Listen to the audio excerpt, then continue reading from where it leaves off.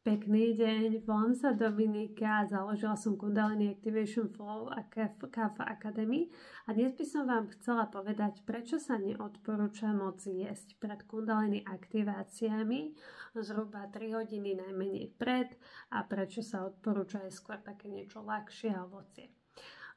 Ja sama som porušila toto nariadenie a prešla som naozaj najedená na tú aktiváciu a musím vám povedať, že bolo mi veľmi zle.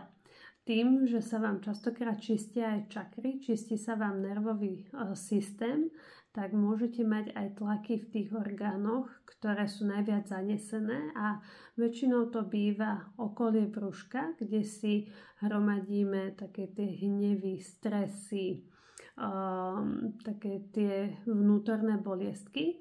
A taktiež odporúčam vždy aj ísť sa vycikať, lebo keď máte aj problémy napríklad v partnerstve alebo máte problémy v rámci obličiek močového mechúra, tak častokrát tieto prvé čakry sa budú odblokovať a tie tlaky vám spôsobia to nutkanie na cikanie alebo aj nutkanie na záchod, na veľkú, po prípade nejaké nepríjemné tlaky, keď sa váš nervový systém očisťuje, alebo môžete mať zase pocit, že ste plní a tá aktivácia jednoducho nemusí vôbec prebehnúť.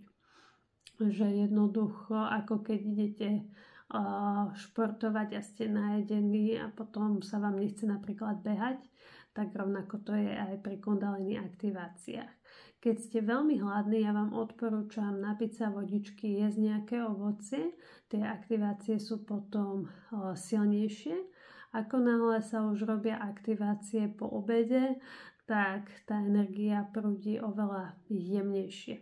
Budem veľmi rada, keď mi napíšete, že či dodržiavate tieto rady, po prípade mi napíšte dolu do komentára svoje obľúbené jedlo. Majte krásny deň.